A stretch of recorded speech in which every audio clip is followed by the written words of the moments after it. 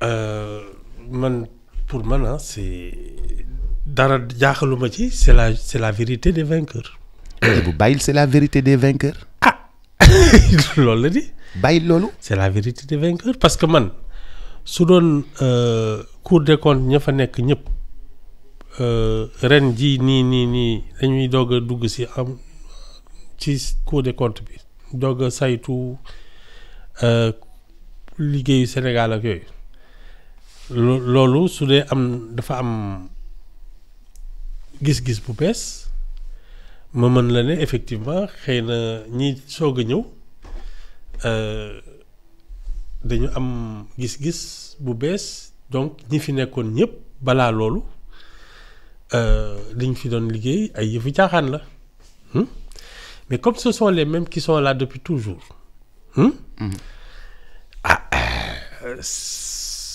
et qu'ils changent de version parce que ñoom kii kañ lañ ñëw 2024.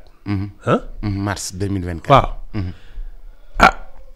ñi fi nekk cour des comptes ak magistrature beeg kii yëpp ils sont là depuis pratiquement lu kenn xamul. S'ils changent de vérité kay c'est que c'est la vérité des vainqueurs c'est tout.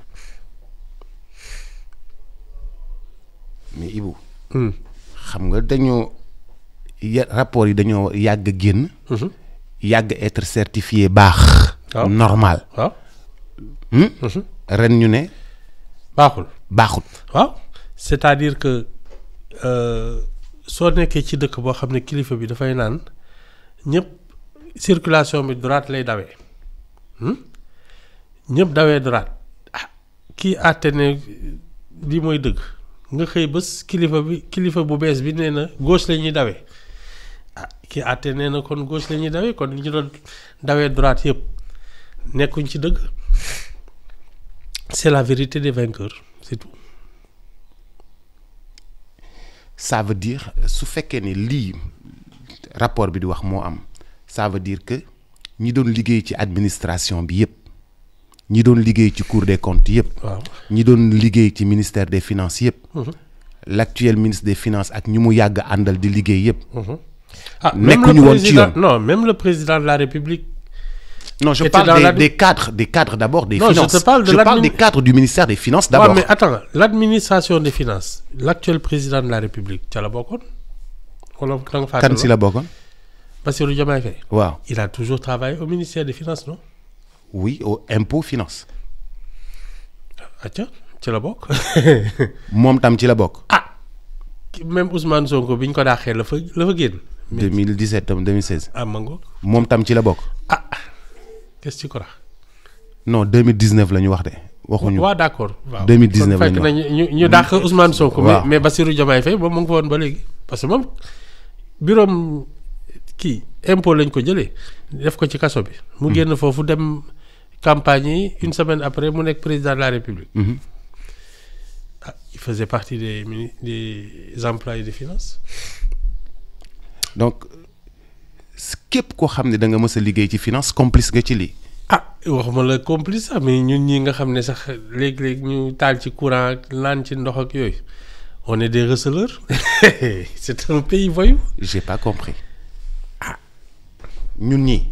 waaw contribuable yeeg ñi nga xam ne dañu consommateurs yeeg yooyu quand un état est voyou tout le monde est receleur yow. état bi dafa sàcc ñoo jox la nga jël c'est pas un receleur. citoyen yi sénégalais yi di dox. du ñu wax ci leneen. déedéet yàlla tere fii ma toog fii ma jàpp du ma fa génn. citoyen sénégalais yi di dox. ay receleur lañu moom comme état bi moo leen di dundal yor seen kaaraange yor seen lépp te état bi sàcc la. Nous sommes des receleurs. État bi financer seen courant financer seen ceeb. waaw yooyu. léegi ñu jox la benn marché yooyu nga kalaxandiku. waaw waaw sàcc bi kay mu daw rawalee jox la ko. waaw nga kii. tu es un receleur.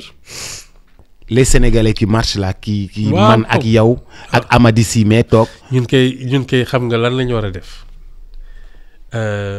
jël frontière yëpp yéegi ay mur ne léegi Sénégal prison la. comme ay sàcc rek fi dëkk c'est ça. non Ibou il faut nga wax ma man. non li nga may wax nii xajul sama bopp. man mi xajul sama bopp si parce que ce qui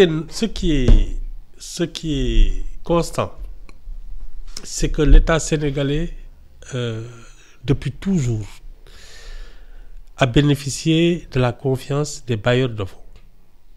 On est d'accord. Ay FMI, Banque mondiale, USAID, Agence française de développement. Boups ñooñu mënoo leen nax. On est d'accord. Wala ba léegi loolu d'accord ci. non nax nañ leen ci ay këyit bu fekkee ni 2019 ba léegi lu ñu présenté baaxul. Est-ce que tu sais que je ne suis pas obligé de croire tout ce qu'on me dit? ok d'accord. Hein? Oui. Voilà man ñii li ñuy wax gëmuma ci dara. Ce que je crois c'est que ce pays a toujours bénéficié de la confiance des bailleurs de fonds qui surveillent l'argent qu'ils te donnent. Hein? Qui exécute même les dépenses Qui avec vous. exécute avec toi. Deux validations, vous validez sur l'argent que les bailleurs de fonds ont apporté. Les bailleurs de fonds aussi valident. D'accord. Bailleurs de fonds yi depuis 1 an ils regardent le Sénégal bizarrement. On est d'accord. Hein? Man loolu laa gën a gëm. C'est tout. Moi quand des institutions comme la Banque mondiale, le FMI, l'Agence française de développement, l'USAID te font confiance, te donnent de l'argent pour que tu travailles, valide tes comptes, loolu laa gën a gëm. Vous semblez me dire que donc est-ce que ça a une connotation politique ce rapport? Ah man daal gëmuma leen. Ibou libre nga ci. Ah oui, je ne les crois pas, c'est tout. yow Cour des comptes liggéeyal la nga fay leen xaalisu réew mi. Waaw. Je suis pas obligé de les croire. Man je ne crois pas tout ce qu'on me dit. ah man fii laa juddoo yaroo fi màgge fi. Je sais que de toute manière man li ma jàpp mooy que les dirigeants là dañuy yàpp nit ñi parce que ce pays n'aurait pas dû être dans cet état mais sur certaines questions que les bailleurs de fonds, que les finances publiques ak yooyu ont toujours été tenues par des gens à mon avis très sérieux.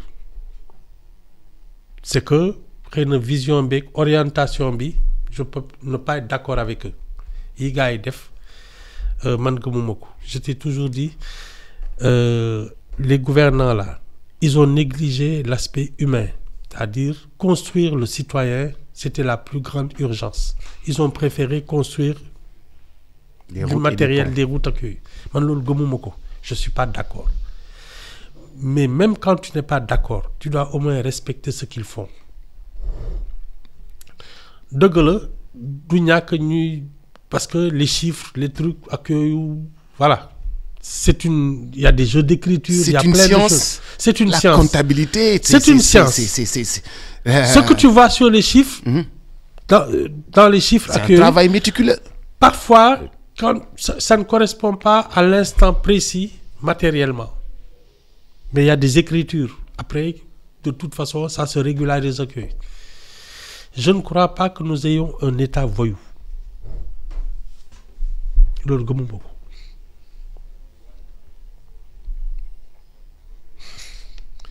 Ba léegi. Nous ne sommes pas des voyous. C'est pas un État qui vit de xam nga dafa am ay dëkk yoo xam ne ay narcotrafiquants ñoo leen di jiite ak yooyu. Nous ne sommes pas dans ça. Loolu laa gëm. Personne ne me dira que le Sénégal a un État voyou. Koo mënti nekk nag. Mais jëf yi ñu leen accusé. ñoo xam de. ñoo xaar rek jëf yi ñu leen accusé. jëfu voyou la. waaw mais je ne les crois pas. Je ne crois pas que nous ayons un État voyou. c'est tout xam nga erreur judiciaire am na fi. nit danañ ko yóbbu tribunal ak yooyu indil ko wax kii. dëgg dem ba ñu xam ne kii kat liñ ko jiin du moom. yàgg na fi am. c'est tout je ne suis pas obligé de croire ce qu'on me dit. Et bon, moi je voulais m'arrêter un peu sur. Boubs. Oui. Ce n'est pas une république bananière, ce n'est pas un État voyou, le Sénégal. Ça, moom. man xam lu ma jaaxal ni nga respecté Sénégal ni nga ko Boubs, yëkkatee. je dois tout à ce pays. Man, awma leneen feneen. Je n'accepterai pas que des gens me disent que je suis né dans un pays de voyous. Mais Ibou, tu es traîné dans la boue partout dans le Cette monde à affaire travers là, ce rapport, à travers c'est le les problème. sorties du gouvernement. Avec- Tu es traité partout comme un État voleur. Ils en seront quittes avec leur conscience. Boubs, nguur day jeex. Nguur dafay jeex. Si tu prends ton pays, tu le diffames. Parce que justement, il y a une situation précise. C'est ton problème, tu en es quitte avec ta conscience. Moi, je n'accepterai pas qu'on dise que je suis né dans un pays de voyous. Ton État est présenté comme un État voyou. Ton État est présenté comme un je- État voleur, je- comme un État qui maquille des chiffres. Je n'en crois pas. Tu n'as un plus mot. de crédibilité. Ta crédibilité est entachée dans le monde. Je n'en crois pas un mot. Je suis convaincu que c'est un État respectable, que nous sommes une grande nation. Connais que avec ta conscience. Moi, je suis convaincu que je suis né et j'ai grandi et j'ai été jusqu'à présent dans un État respectable. Maintenant, on ne mérite pas ça, mais c'est les hauts et les bas de la vie. Mais personne ne me dira que le Sénégal est un État voyou, un État voyou. Tu crois encore en l'administration de ce pays qui te demande encore des impôts, qui dilapide après tout ce que tu as payé. Tu crois encore en cet État-là? Wow, parce que oui. Non. Boubs, nous sommes des sous-développés. Nous avons des problèmes de formation, nous avons des problèmes d'orientation et de leadership. Nous, notre vrai problème, c'est qu'on n'a pas eu beaucoup de leaders qui nous menaient dans la bonne direction. Macky Sall, je te dis, j'ai considéré... Mousso d'accord avec moi. Non, c'est une erreur de l'histoire. Non, Mousso d'accord avec moi. Te moo ñu indi lii yëpp. Mais li mu fi def mu ngi fi tege wante. Boubs. Wante wuyu ma. Ibou. Boubs, je te dis, la plus grande infrastructure, c'est le cerveau humain. Suñ ko defoon ci suñuy biir bopp lii yëpp du fi xew. Et ça, moi je trouve que depuis Senghor, ça s'est dégradé. On a le Sénégalais, l'âme sénégalaise s'est abîmée. Il n'y a pas autre chose. Mais nga nekk ci dëkk même si on te disait oui ton pays etc. Boubs da ngay lànk.